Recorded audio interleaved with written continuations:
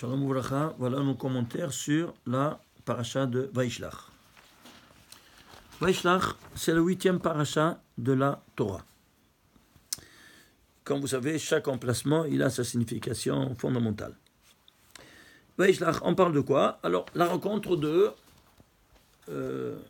des deux frères jumeaux, Yaakov et Esav. Ils se sont séparés, suite à sa menace qu'il voulait le tuer. Maintenant, après combien d'années, il va et il le rencontre, parce qu'il savait qu'il était dans ce chemin. Alors, il avait peur, alors il affronte ceci avec 3 données. Se préparer à la guerre, avec des dons et la prière. Voilà donc qu'il envoie des dons et séparer l'un de l'autre pour augmenter l'impression. Et donc il va envoyer quoi? Vaishlach malachim. C'est écrit malachim mamash, c'est-à-dire quoi? Des anges. Il va les envoyer à son frère. Maintenant, nous savons une chose. La Kabbale nous enseigne que quand toi tu prends les dernières lettres des 5 premiers versets de la Torah, c'est-à-dire le domaine du premier jour, il est rédigé en 5 versets. Donc le domaine de la lumière, qui est la lumière spirituelle. Si tu prends les 5 dernières lettres de chaque verset, n'est-ce pas, chaque verset, par exemple, Bereshit bara Elokeim et haaretz, le tzaddik. Même. Ensuite, or resh. Le 4e verset est terminé par Chaf et le 5e verset par Ehad. Le mot Ehad, c'est quoi? Dalet. Ce nom, ça forme un nom divin. Vous devez le savoir. Ce nom divin, il faut se rappeler quand on va en voyage. Parce que c'est l'ange qui te protège dans ton tout cheminement. C'est la Zohar qui nous enseigne et nous dévoile ce grand secret. Eh bien, on pense, on ne peut pas le prononcer. On pense simplement, combien ça vaut 354. Eh bien, voilà, Vaishlach malachim, il envoie des anges pour le protéger maintenant. Et cette valeur numérique de ce nom-là, de ce mot-là, Vaishlach, c'est 354. Vous voulez un autre petit exemple? Prenez, par exemple, notre cheminement maintenant de la sortie d'Égypte. Et quand on entend que toute l'armée de Pharaon, il poursuit Am Israël pour lui donner guerre et le faire retourner, alors, qu'est-ce qui se passe? Eh bien, on prie. Et alors, qu'est-ce qu'il fait Akadosh Baruch Hu? Il ouvre la mer Rouge. Bon, il a ouvert et il a fait tout ce que vous savez. Alors maintenant, qu'est-ce qu'on doit faire? Eh bien, on fait le louange. Le louange, c'est quoi? C'est le cantique de la Shira. Le cantique de la Shira en 12 versets. Az yashir Moshe uvnei Israël asher azod vayameru lemor ashir Hashem ashir lamonai Yud Ke Vav Ke. C'est le 354e Yud Ke Vav Ke de la Torah. Tu piges? Il y a 1820 fois le nom divin. Et alors j'ai compté, et j'ai vu que c'est 354 pour te démontrer, ici maintenant quoi?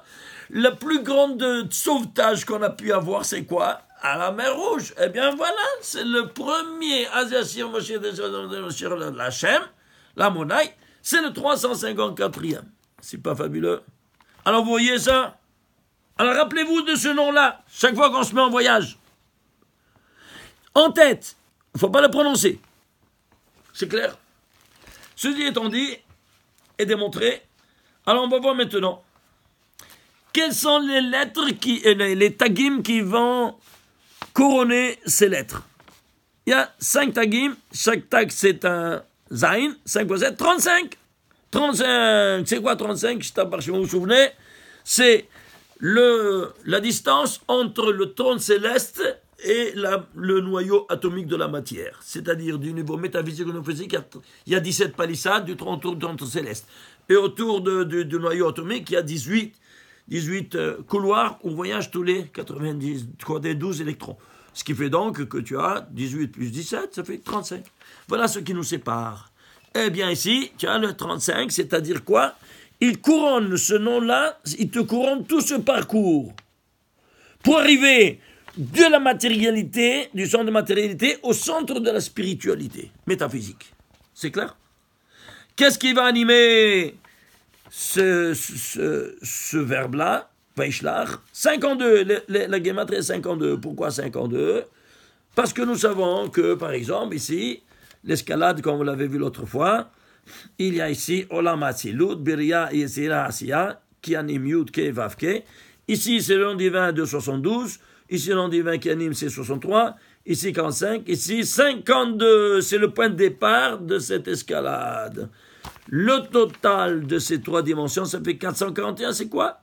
Tu traduis en lettres, dans l'ordre, 400, c'est à la fin, je commence par 1, Aleph. 40, c'est même, et 400, c'est Tav, tu lis Emet. Pourquoi? Parce que cette escalade, ça, on est dans leur lame Ha-Emet. CQFD.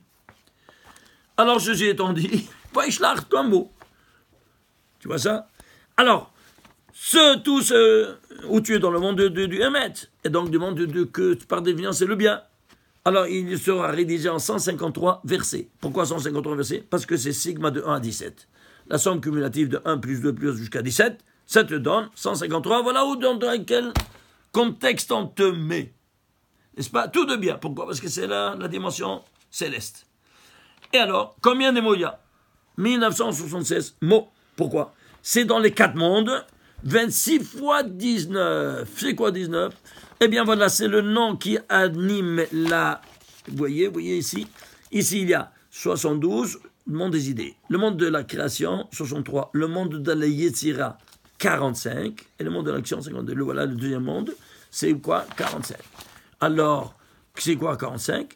Il y a 26, la dimension dévoilée, et 19, la dimension cachée. Vous voyez? Yud, Ke, Vav, Ke en noir. C'est 26. Et les dimensions cachées, les lettres cachées, Yod, Kei, Vav, Ke, c'est 19. 26 par 19, dans les 4 mondes, tu as 1976 mots. Vous voyez toute cette infrastructure métaphysique? Et si toi, ça ne te suffisait pas, prenons le nombre des lettres. 7458 lettres, c'est quoi? C'est 66 fois 113. C'est quoi 66? Eh bien, c'est sigma de 11. 66. Et 113, il fait allusion à son 13e nombre premier, qui est 613. C'est quoi, vous, 66, vous vous souvenez? Shishim Veshe, se dit en hébreu, qui vaut 1256. C'est de nouveau ici, comme vous vous souvenez, eh bien, la valeur numérique 1156 du ministre des Ophane HaKodesh, il s'appelle comme ça, 280, des Hayot HaKodesh, Matat, et des Séraphins, Akat. Le total de ces 3 noms, de ces 3 ministres, c'est 1256. C'est-à-dire ici, c'est une escalade totale à tous les niveaux. Quand il envoie, c'est pour ça qu'il nous dit, Rashi, il envoie Mamash des anges, d'où? De tous ces mondes-là. Maintenant, on a vu ça, alors on va maintenant centraliser notre attention sur 2 versets. Parce qu'elle est richissime, cette paracha. Premier verset qu'on va étudier aujourd'hui, c'est quoi? C'est la 3e mitzvah, c'est l'unique mitzvah dans toute la paracha. Et c'est la 3e mitzvah qui est donnée dans tous les Sefer Bereshit. De quoi il s'agit? Le guide naché, c'est-à-dire le nerf sciatique qu'il est défendu de manger. Il y a eu la lutte, n'est-ce pas, avec Jacob et l'ange, et avant de le quitter, lui il a gagné, mais avant de le quitter, il lui donne un coup ici à la hanche. Pourquoi un coup à la hanche? C'est quoi ça? Avant de lui donner le nom, comment il s'appelle? Et pourquoi il lui dit à la hanche? Parce que toi tu es le Gilgul de Adam Arishon, dans le giron précédent, tu es le Gilgul de Nishmat Adam Arishon, le plus élevé, le 3e degré plus élevé. Et qu'est-ce que tu as fait? Eh bien, tu as fait 3 péchés capitaux. Vous vous souvenez? Avodah Zarah, Shvirot Damim, Gilui Arayot. Avodah Zarah, c'est Abraham qui va faire le tikkun en cassant tous les idoles du père. Shvirot Damim, effusion de sang, il sera à Kavino avec la Hakeda. Et à Kavino, Gilui Arayot, parce qu'il est marié avant Shabbat. Alors, c'est Gilui Arayot. Eh bien, alors, qu'est-ce qu'il va faire? Ici, on va voir maintenant, puisque tu as fait des rapports interdits avant Shabbat, alors il a donné à la hanche. Pourquoi? Parce que c'est l'endroit le plus proche du Brit Kodesh avec lequel elle avait fauté. Alors, c'est écrit. Alken, c'est pour cela que Lo yochlu, ils ne vont pas manger les béné Israël et guide naché, le nerf sciatique. Sur le kaf yerech, ad ayom azé jusqu'à nos jours. Kinaga be kaf yerech, Yaakov be guide naché. Ça c'est le verset 32e chapitre, 33e verset. Tout le gematria de tout ce verset-là, c'est 3783. 3700, le 37, c'est la gematria de ce vélo fameux qui a fait le départ de tous nos péchés. Parce qu'elle a ajouté, il a dit le serpent, pourquoi tu ne peux pas manger? Il a dit, Kadosh Baruch Hu, de ne pas manger, vélo tigubo, et de ne pas toucher, il n'a pas dit vélo, donc c'est le premier mot qu'elle a ajouté, c'est ça qui a fait le dérapage de tout. Le vélo, c'est 37. Et alors, il tigubo, vous n'avez pas touché. Elle n'a pas touché, elle a pris, alors il l'a poussé, et il a touché, il lui dit, voilà, tu n'es pas morte, alors tu peux aussi manger. Voilà donc que maintenant, cette main qui a fait cette faute, c'est quoi? De prendre le fruit, eh bien, sera inhabile. Et comment ça? Quelle main c'était? La main gauche. D'où tu sais ça? C'est simple. Est-ce que l'Éternel, il peut te faire imparfait? Non. Et comment est-ce possible que tu as une main habile, une main maladroite? On appelle maladroite. Pourquoi maladroite? Parce qu'elle a touché le fruit défendu, elle a fait le mal. Alors c'est sorti qu'elle est sortie inhabile dans la plupart des gens. Alors qu'est-ce qui se passe maintenant? Qu'est-ce qu'on va faire? Eh bien, on va lier cette main-là avec quoi? Avec une paire de menottes qui ne fasse plus ses fautes. Et comment? Une paire de téphilines. Ça, c'est les menottes qui ne fassent plus. Et la tête aussi, on va la lier qu'elle ne donne plus ordre de faire une chose pareille contre l'unique ordre divin qu'il avait donné. Alors, ceci étant dit, quel est le rapport avec ça? Bien, 83, c'est roseau. Qu'est-ce que c'est? On a vu que dans le prophète, et il nous dit, Nishba Hashem imino, viswa roseau. Il a juré par sa droite et de sa main puissante. Qu'est-ce que c'est roseau? Eh bien, Rabbi Elazar Gedol, il nous dit, dans le Talmud, ça c'est les téphilines. Les téphilines. Alors, si c'est les téphilines, combien c'est roseau? C'est 83. C'est la force des téphilines. Mitzvat assez. Maintenant, tu vas faire c'est mitzvat assez, mitzvat lot assez. Alors, on va prendre 3783, on va le décomposer. Mathématiquement, il se décompose en 3 nombres premiers. 3 fois 13 fois 97, ça fait 3783. Et le 3, il a la base. Le 13, c'est le 7e nombre premier. Le 97, c'est le 26e nombre premier. Ça te fait 21 fois 26. Eh bien, dans les téphilines, tu as 21 fois le nom de Dieu 26. C'est la référence au père de téphilines. Alors, pourquoi il y a ces trois-là? Ils se disent être le Bereshit de toute la Torah. Imaginez-vous ça. Il y a 613 mitzvot. Comment ils sont séparés dans toute la Torah? Il n'y en a que 3 sont dans un, et les 613 sont repartis dans les 4 autres. Dis-moi, qu'est-ce qu'on veut nous faire? Eh bien, on veut nous pointer, nous focaliser notre attention sur ces 3 mitzvot, que c'est le départ de tout le judaïsme. Lequel est-il? Ces 3 mitzvot. Pour vous, la première mitzvah. Deuxième mitzvah, Brit Kodesh. Troisième mitzvah, Guide Naché. Tous les 3, un même sujet. Quoi donc maintenant? Pourquoi ce mec est à ce sujet-là? Parce que ce Guide Naché, vous devez savoir, c'est le nerf sciatique et c'est le nerf le plus grand du corps humain comme de la bête. Et si tu manges la bête, alors ce nerf sciatique, il part de l'orteil de la patte postérieure. Et pour arriver au cerveau, donner toutes les sensations, elle passe par l'endroit des organes génitaux de la bête. Donc elle va véhiculer au cerveau même toutes les sensations les plus bestiales de la bête. Eh bien, ceci ne doit pas rentrer dans la diète alimentaire du juif, parce que lui, il est tout spirituel. Alors s'il mange de ça, il va se comporter comme un animal, parce que il sera animé par ces sensations bestiales. C'est pour cela que, ici, on a habillé cette mitzvah comme ça, d'un combat avec l'ange, il t'a tapé ici, voilà. Alors que, ça c'est le pshat, mais voyons le centre, le profond de la chose.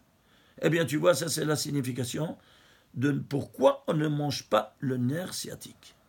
Alors, si c'est ça, voyons un peu ici maintenant, ce nerf sciatique, Guy Dan Naché fait un zoom là-dessus. Eh bien, on regarde. Guide Hanaché, total, les lettres 377. Et 377. Combien les tagim? 91. C'est la valeur numérique des tagim. 80, c'est quoi? Le nom de Dieu, Havaya et Adanout. C'est-à-dire, tu l'écris Yud Kevavke, mais tu le prononces Aleph Dalet Nun Amonai. Aleph Dalet Nun, c'est 65. Plus 26, ça fait 91. C'est tous les deux. C'est-à-dire, quoi donc, tout le système métaphysique des 10 séphirotes, parce que les 9 sont animés par 26, et la malchoute qu'elle reçoit, 65. Alors ça c'est, il donne le 26 à 65. Eh bien ici, tous les deux, c'est eux qui couronnent cette troisième et dernière mitzvah qui parle de la pureté conjugale et de la sanctification du Brit Kodesh. Regardons maintenant qu'est-ce qui va animer cette troisième mitzvah. Les voyelles, c'est l'âme des lettres, comme vous savez. Combien ça vaut? 72.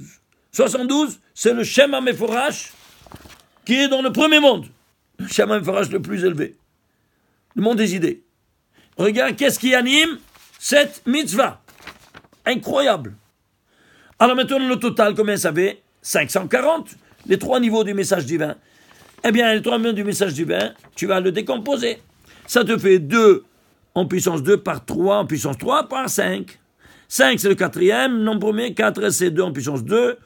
Par 2, ça devient 2 en puissance 4. Et 3 en puissance 3. Total, tu fais le total, maintenant tu as pris entre 2 et 3, c'est la base. Ça fait 432. C'est quoi 432?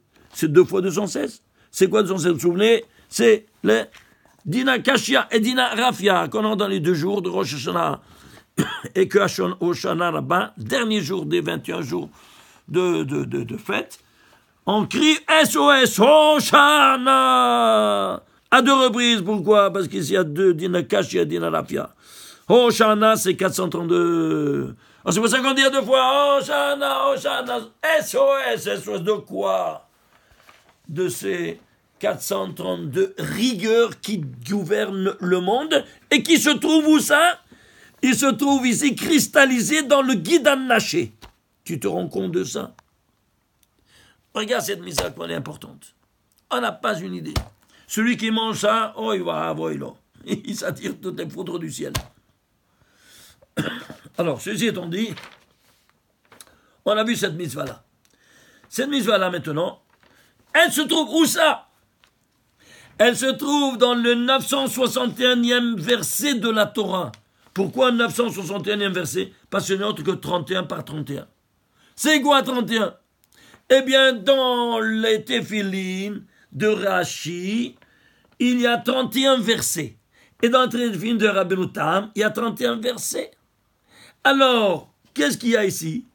31 versets. Ici, on a dans le côté de la négativité, on a enlevé, eh bien ça va les neutraliser. C'est comme le vaccin qui neutralise ces venins-là qui se trouvent à cet endroit. Alors, 31 par 31, ça fait 961. Alors, ces 2 négativités, moins par moins, ça fait combien? Ça fait combien?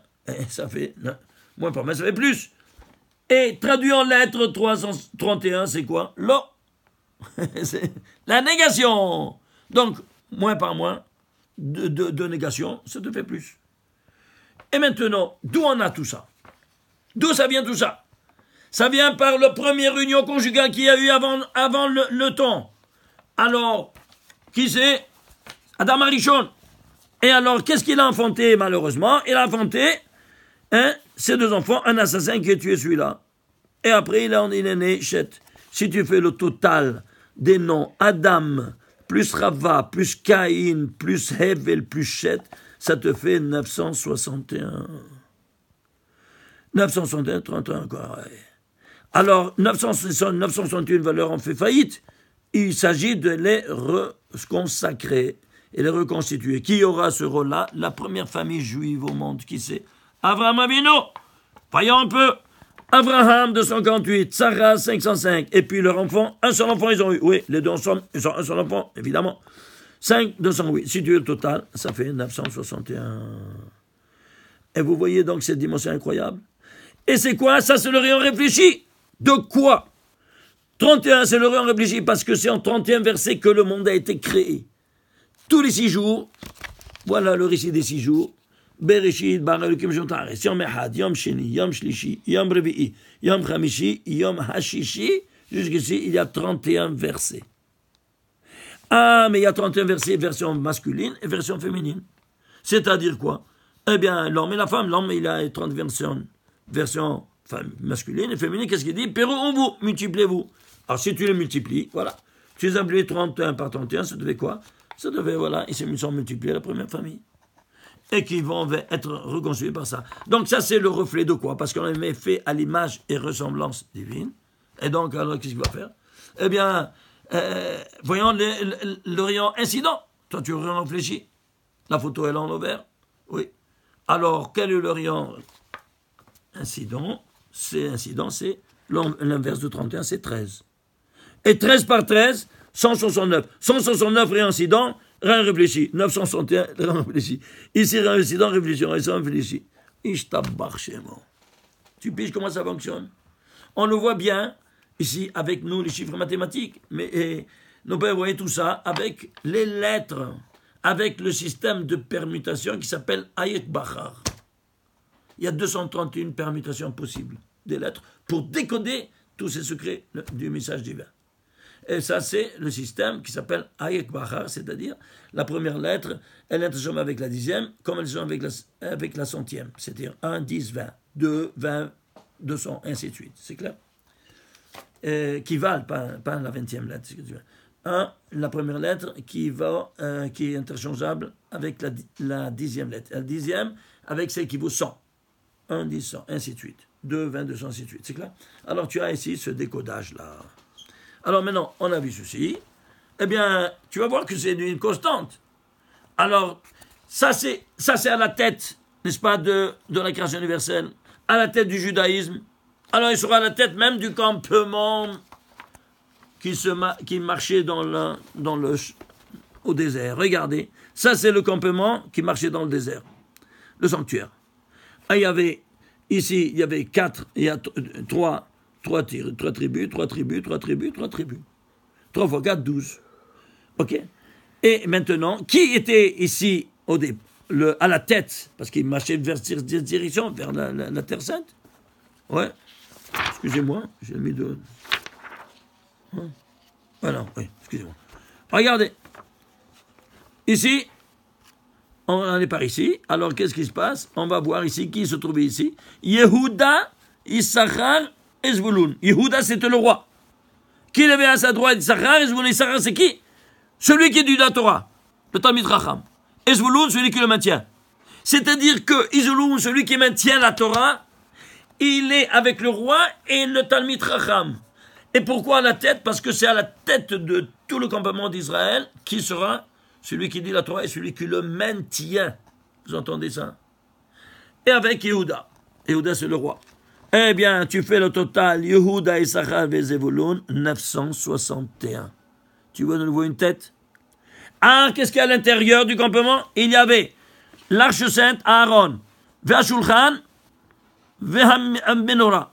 Oui, il avait la table, la menorah et le shulchan. Et alors, si tu fais les 3, 961. Quoi, c'est le jeu du hasard? Sans chanceux, c'est barbu, ou bien c'est tout programmé à travers les valeurs numériques que les mots, ils habillent.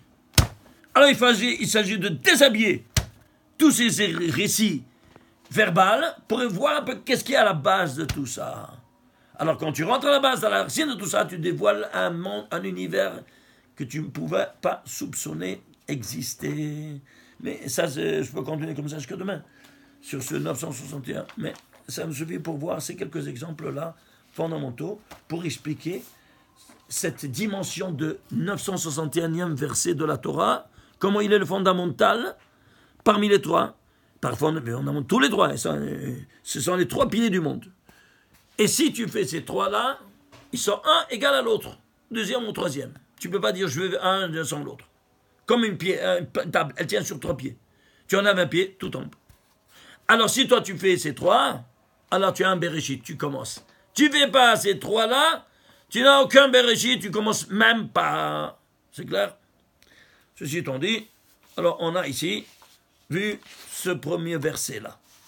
Deuxième verset qu'on va toucher. Vahi Betset, la mort de Rachel. Vahi Betset Nafsha. Voilà un moment qu'elle est en train de sortir son âme. Qui metta, parce qu'elle est morte. Vatikra Shemo, Ben Oni, elle va appeler le gosse qui est né parce que c'est suite à l'enfantement. Ben Oni, le fils de ma détresse. Aviv et son père, car alors il l'a appelé Binyamin. Fin de citation. Qu'est-ce que tu as compris? Oui, bon, c'est arrivé ça. Mais c'est quoi cette histoire? Elle l'a appelé avant de mourir Ben Oni. C'était dans ses volontés de l'appeler comme ça. Et quand tu viens, toi, lui changer de nom. Ça, elle a dit, on dirait que c'était son testament. Et toi, dis non, ça va pas, je le change. C'est quoi cette histoire-là? Ça en demande des explications. Alors, suivez-moi. Qui c'est Rachel? C'est Rachel, c'est la femme de Adam. Donc, si Adam, c'est dans le jurement précédent, le Gilgul de Nishmat, Adam Arishon, Yaakov, alors Chava, c'est le Gilgul de Nishmat Chava, c'est Rachel. Rachel, c'est le Gilgul de Nishmat Chava. Alors, qu'est-ce qu'elle doit faire maintenant? Eh bien, Rachel, comme vous savez, voilà. Ça, c'est le récit, de nouveau, des 7 jours. Voilà où se trouve Adam. C'est Adam au 26e verset. On a cherché maintenant en filigrane, c'est-à-dire on a scanné tout ça pour voir combien de fois s'il se trouve le nom Adam en saut régulier de lettres, codé. On a trouvé 118 fois codé et le 119e fois dévoilé. Pourquoi 118? Parce que 118, c'est le guémattre de Kiseh HaKavod, le trône céleste. Et lui, c'est la Merkava, c'est le moyen véhiculant la présence divine sur terre. Alors, il y a ici 119 fois le nom Adam, codé et dévoilé. Si c'est ainsi, on l'avait vu déjà l'autre fois, il me semble, vous vous souvenez, qu'on avait vu qu'il y a c'est le couronnement de toute la création universelle. Donc, si tu prends la couronne des couronnes du premier verset, qu'est-ce que la couronne des couronnes? Les tagim. La couronne de toute la Torah, c'est le premier verset. Et la couronne des versets, c'est quoi? C'est les tagim. Il y a 17 tagim. 17 par 7, 119. Vous vous souvenez? On avait déjà parlé suffisamment. Regardez les fois précédentes. Vous allez comprendre un peu plus parce qu'on a beaucoup à dire à ce propos. Alors, si on a ici 119 ici, eh bien alors, qu'est-ce qu'elle appelle? Alors ici, au Shabbat, Chava, quand elle a mangé, elle a porté la mort dans le monde. Donc elle a éteint la lumière de son mari et sa lumière, elle. 2 luminaires. C'est pour ça qu'à l'entrée du Shabbat, elle doit faire le tikkun, l'acte réparateur, et allumer 2 luminaires. 2 lumières, sont les 2 lumières, Zachor et Shamor, sont les 2 lumières qui représentent leur présence qui a été éteinte par la mort. Alors maintenant, qu'est-ce qui se passe? Alors, 2 fois, s'il y a 119 versions masculines et 119 versions féminines. Alors, 119 plus 119, combien ça te fait? 238. Tu traduis en lettres, ça fait Rachel. Alors Rachel, elle ne pouvait qu'enfanter un seul enfant. Comme on l'avait dit autrefois, et elle connaissait bien ses limites. Alors, c'est pour ça qu'elle appelait Yosef, Mosif, la chaîne Mosif, d'ajouter, ajoute-moi encore un. Au moins un. Elle dit non, je ne peux pas, parce que sinon, sur ton compte, tu as seulement 2 fois 119. Alors, Yosef, c'est un premier 119. Alors, elle a dit, elle a tellement insisté, elle dit bon, alors c'est sur ton compte. Elle a accepté ce deal avec le Créateur. Et alors, quand elle a accouché, elle l'appelle Ben Oni. Et pourquoi Ben Oni? Parce que maintenant, qu'est-ce qu'on va faire? On va repartir maintenant, voir le capital nécessaire à faire venir au monde l'homme. Combien ça te fait? Vous vous souvenez, on avait vu l'autre fois, 73 861. Les 1262 lettres de bête jusqu'à Aleph de Adam Arishon, il y a 1262 lettres. Tu prends la tête du Adam, tu prends tout le mot. Alors, on a fait la Gematria, ça fait 73 861. Il se repartit en deux nombres premiers. 317 par 233.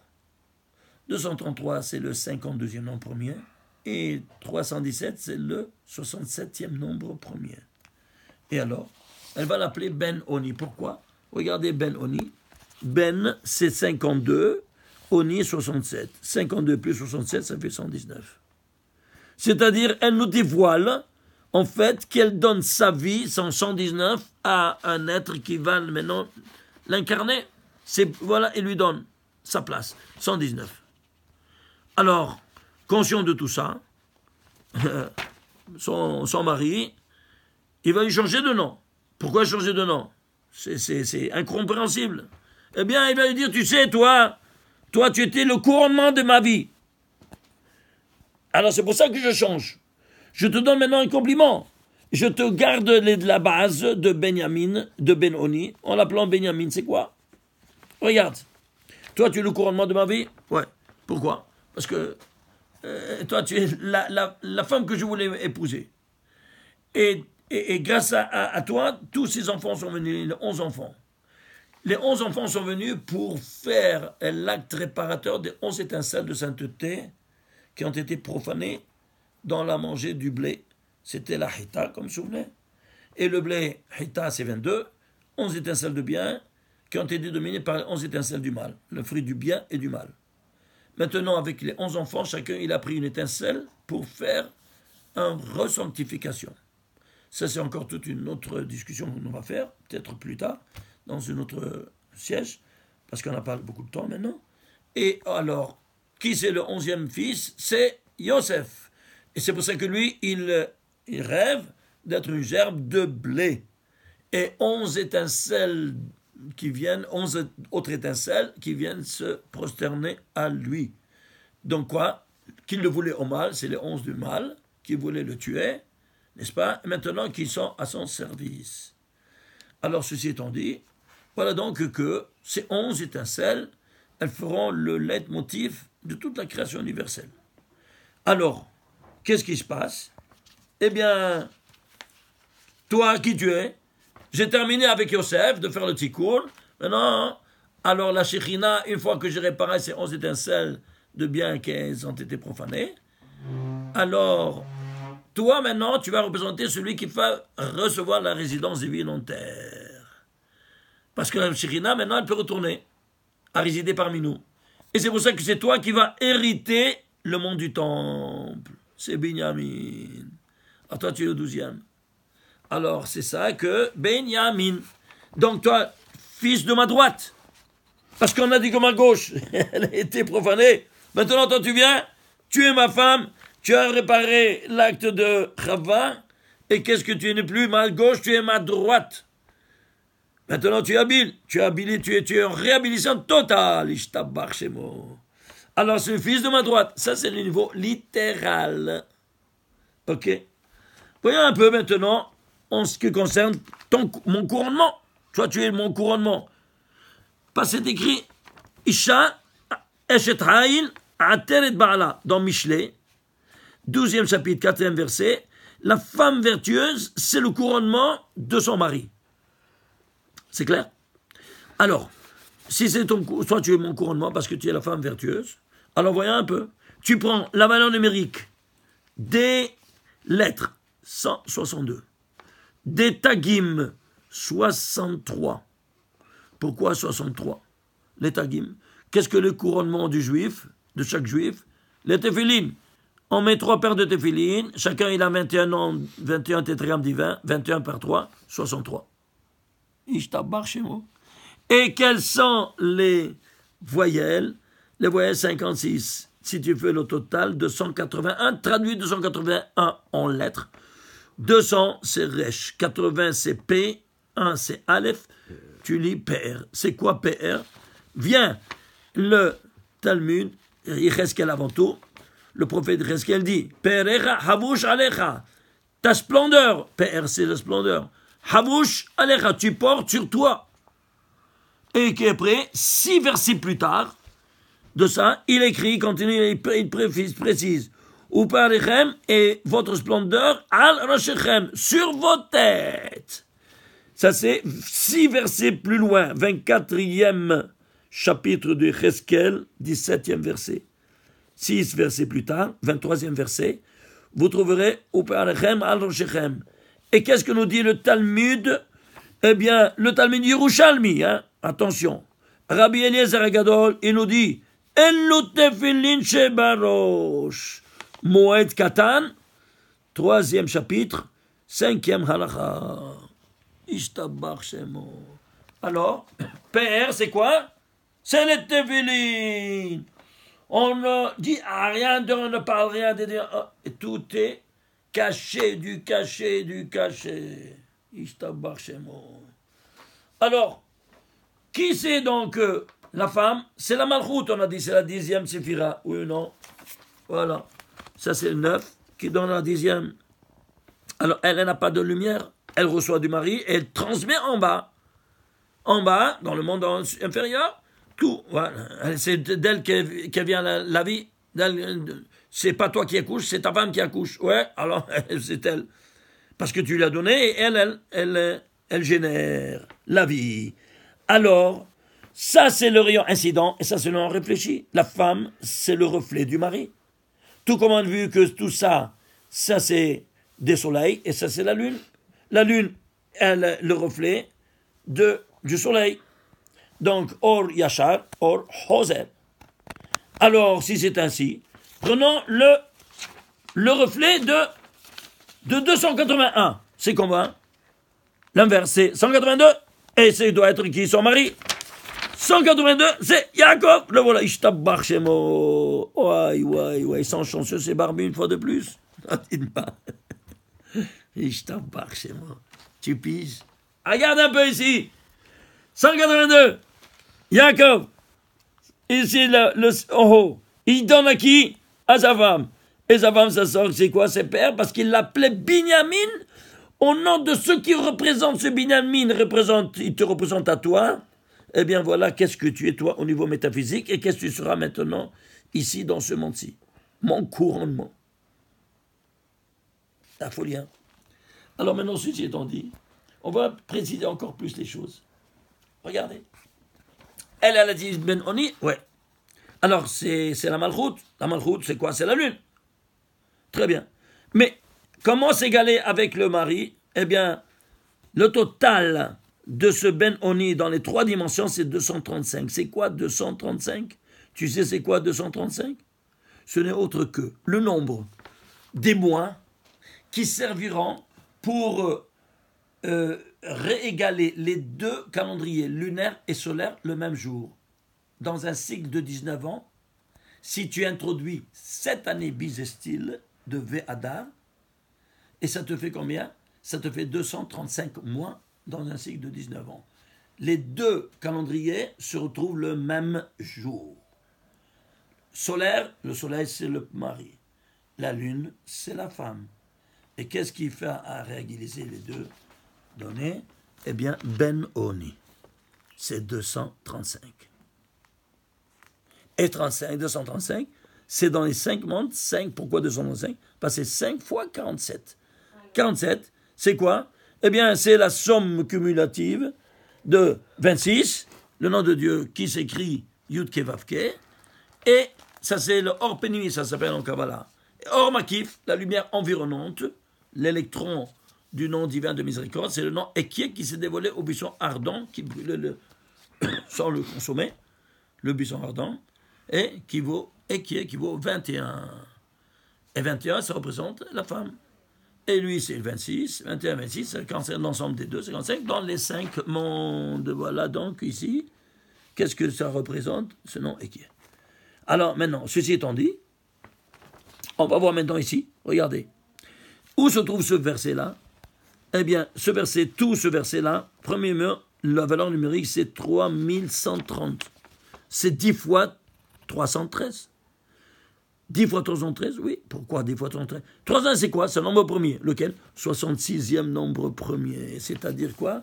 Quand elle est décédée, tout ce verset est décédé, elle fait cette escalade métaphysique de 1256 qui vaut 66, comme on a vu. Incroyable. Alors, ceci étant dit, je termine au moins avec ça, que quoi? On a ici, pourquoi la dixième, pourquoi 10 fois? Parce qu'elle, c'est la malchoute. Alors, c'est la malchoute, c'est 10 fois 66. C'est la dixième qui monte. Maintenant, qu'est-ce qu'on voit? On voit maintenant, si tu fais la gematria de tout ce verset, des lettres, les tagim et les voyelles. Pourquoi les tagim, combien c'est? Par exemple, les tagim, j'explique, il y a 280. La valeur numérique de tous les tagim de ce verset. Pourquoi 280? C'est la valeur numérique de Mansafar, les 5 lettres de rigueur, parce qu'il y a eu une rigueur ici à sa mort. Et une rigueur. Alors, s'il y a une rigueur, eh bien voilà donc que tu as ici toutes les 5 lettres, la valeur numérique de toutes les 5 lettres de rigueur, base de toutes les rigueurs, et de toutes les lettres, c'est 280. Par. Et que par, c'est pour ça que la traduction de 280 par, c'est Péresh, c'est le taureau. C'est pour ça qu'on a porté la symbolique de la rigueur dans le sanctuaire.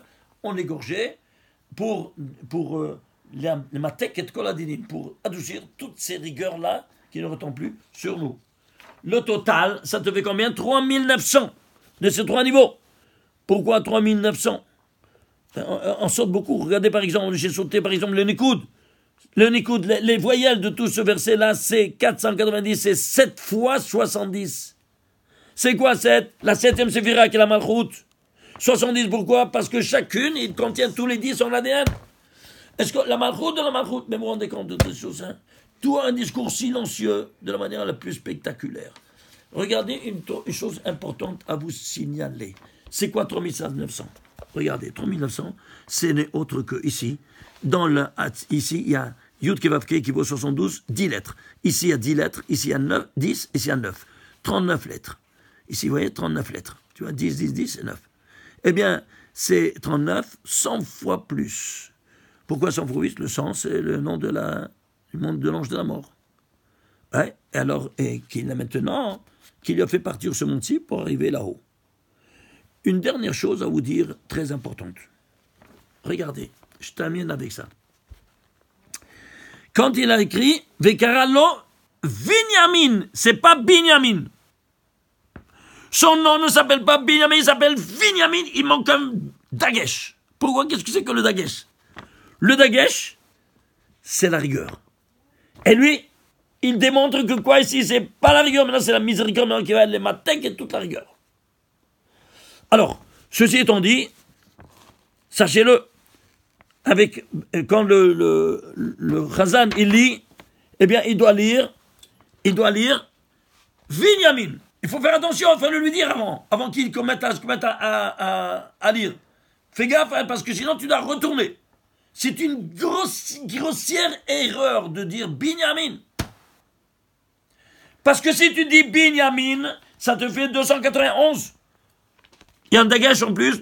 Il n'y a plus tout ce discours. Tout ce discours est balayé. Le discours que la Torah a voulu nous donner, que Moshe Rabbeinu nous a transmis, en enlevant le dagesh.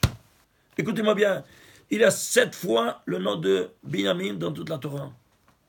Il y a 6 fois avec un dagesh, et une fois quand il a appelé, la première fois qu'il apparaît, c'est sans dagesh. Pour te dire quoi? Pour faire sortir ce discours-là que je suis en train de vous montrer, super caché, comme un des couches.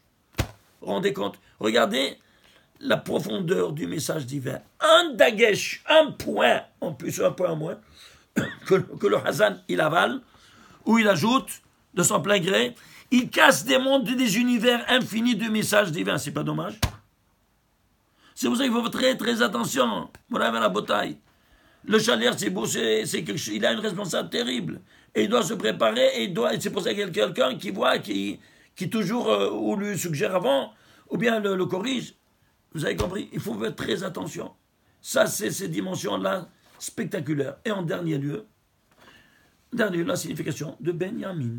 C'est quoi Benjamin? Regardez. Incroyable.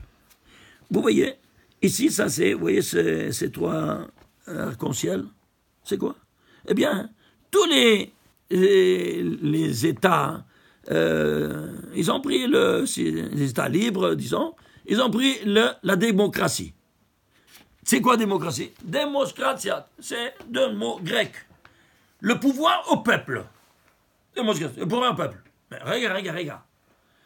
Je suis d'accord avec toi de donner le pouvoir au peuple, mais à condition que le peuple soit habilité à décider de son sort. Mais s'il n'est pas habilité, eh bien on donne ça aux sages. Donc la démocratie se fait dans le Sanhédrin, dans ce qui va gouverner le peuple juif. Ça, ce n'est que là-bas qu'il doit y avoir la démocratie, pas le peuple. Est-ce que tu peux donner, toi, une voiture, un camion, à un qui ne sait même pas conduire? Dis-moi. Ah, voilà, c'est la même chose ici. Tu ne peux pas donner les rênes d'un pouvoir à un qui ne connaît pas les règles du jeu et la loi divine. Tu es d'accord avec moi? Alors voilà, donc ici, ils ont pris tous, n'est-ce pas? Ils ont fait l'arc de droite à gauche. Et ici, le gouvernement qui s'assoit, n'est-ce pas? Dans tous les parlements, n'est-ce pas, du monde. Il y a ici, tout comme ça, ici, tous les sénateurs qui s'assoient. Et ici, le gouvernement. Très bien. À la droite, il y a les partis de droite. Et à la gauche, les partis de gauche. C'est drôle comment? Ici, tous les partis de droite, maintenant ici en Israël, c'est-à-dire, hein, ils sont avec les religieux. Pourquoi? Ben, les religieux, ils sont Yamin. Celui qui est à la droite, il a été métocan. Mais celui qui est à gauche, oh, il va, boylo. Aïe, aïe, aïe, aïe, aïe, aïe, aïe, aïe. Et tu vois que les gauchers, les gauchistes, ils sont en dehors de la plaque parce qu'ils ne veulent rien entendre de religion, ils sont contre la religion. Et ils émettent toutes les choses contre la religion. Vous comprenez comment ça fonctionne? C'est incroyable, hein? Et ils sont maladroits. C'est le dire de gauche, c'est maladroit. Hein? Vous avez compris comment ça fonctionne? Incroyable comment Akadosh Baruch Hu, il a fait les choses. Mordechai, c'est écrit dans la Megillah, comme vous savez, Ben Kish Ben Yamini. C'est quoi? C'est un droitier? Non, il était de droite. Qu'est-ce que c'est de droite? Incroyable comment l'Ashgacha Pratit a fait comme dans notre génération. Il y a un gouvernement qui s'appelle Bibi, c'est le diminutif de Binyamin, qui est un droitier. C'est incroyable. Shem Magarim, le nom, il engendre, rappelez-vous ça. C'est-à-dire quoi il engendre? Ben, il engendre ce que c'est, hein? Si c'est à la droite, si c'est à la gauche. Et alors, qu'est-ce que tu as ici? Voilà, ici. À droite, tu as le Chesed. C'est la séphira du Chesed. Et combien ça vous Chesed? 72. Le très savant divin, le plus élevé. Vous voyez qu'ici, on est à ces niveaux-là. 72. Et qu'est-ce qu'il y a à gauche? À gauche, il y a la Gvura. La séphira de la Gvura. Combien c'est Gvura? Le Gvura, c'est 216. Ouai, 216, c'est quoi? C'est la gematrie, c'est les 216 de rigueur, n'est-ce pas? Regardez ici une autre chose que je voulais vous montrer. Prenez Yamin. La gematrie de Yamin, c'est 110. 110, c'est quoi? Eh bien, c'est en 110 années que le dernier tikkun de son fils, Yosef, le 11e enfant, il a vécu 110 ans. Avec lui, il termine le tikkun dans les lignes générales. Et c'est pour ça qu'il donne l'abondance et tous partent après en Eretz Israël avec toute l'abondance de Mitzrayim. Small, combien ça vaut small? Le mot small, 411. Tu cherches le mot 411. Eh bien, le premier mot qui a Gematria 411 dans la Torah, c'est quoi? Tohu. Tohu, le chaos universel. Tohu, bravo. Où il appartient? Au parti de gauche. Chaos universel, vous entendez?